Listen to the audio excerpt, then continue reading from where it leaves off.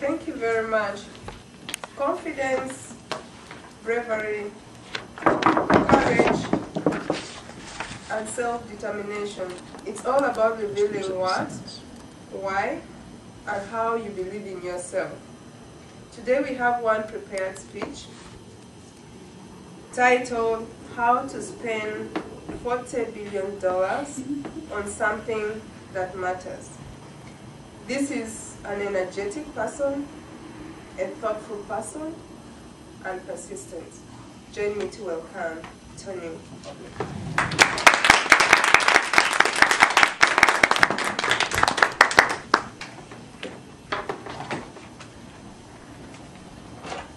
California has a problem. It's heavily congested and plagued by greenhouse gas emissions. The population of California is expected to increase by nearly 500,000 people per year.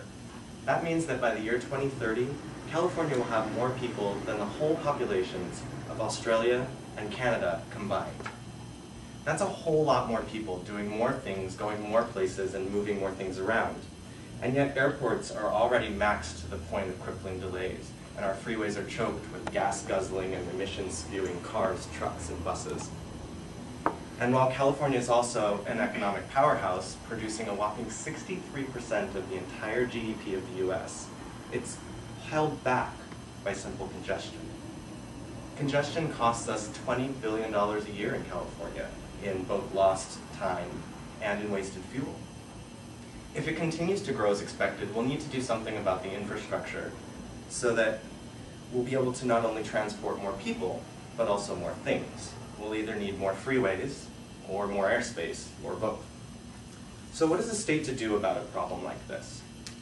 Proposition 1 on the ballot in November just might hold the key. Proposition 1 provides funding for the initial phase of high-speed rail in California. High-speed rail, as outlined in Proposition 1, makes the most sense on 3 fronts: energy and environment policy, the economy, and fiscal responsibility. First of all, high-speed rail makes for good energy policy. The train would run entirely on electricity, providing zero carbon emissions.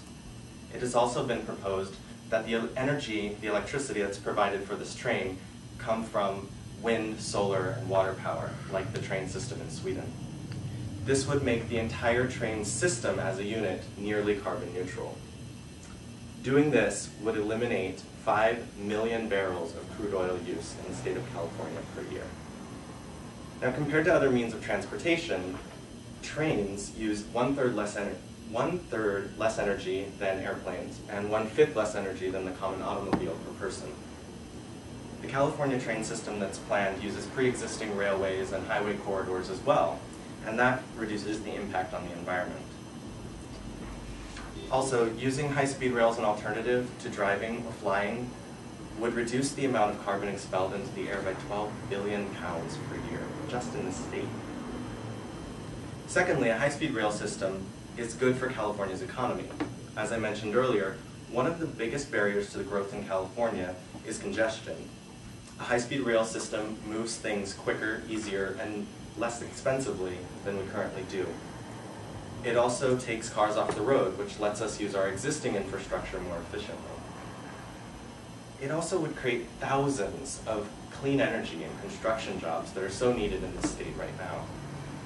The proposition takes into account that pre-existing railway infrastructure would have to be upgraded as well, providing even more jobs in construction and in freight management. Lastly, the high-speed rail system is a smart financial move for California. In a state where we have a deficit and a booming population, we can't afford to be short-sighted.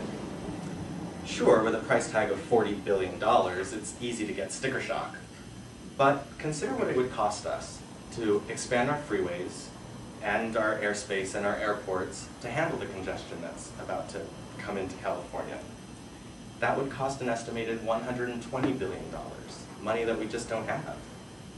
Additionally, unlike highways, taxpayers are off the hook after the initial capital cost. So, revenue from ticket sales will more than cover the operating cost, and most likely produce a profit. How, you ask? Imagine this. You need to go from San Francisco all the way down to Los Angeles for a business meeting. Now you have a choice.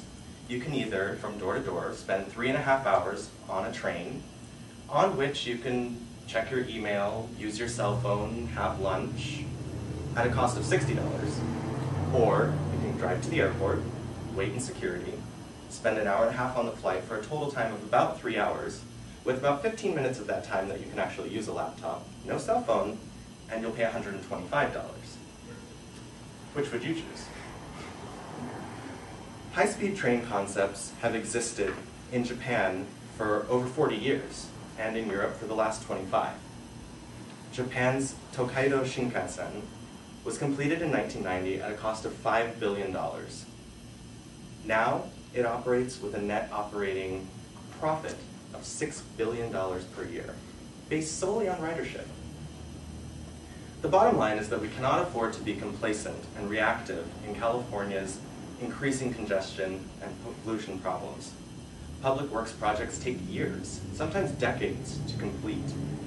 So now is the time to make a choice that will preserve California's rich environmental wonders with the technology of tomorrow. High-speed rail provides us a solution that ensures the environment, the economic prowess, and the financial position of our state is protected for future generations.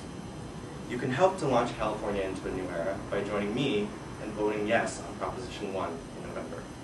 Thank you.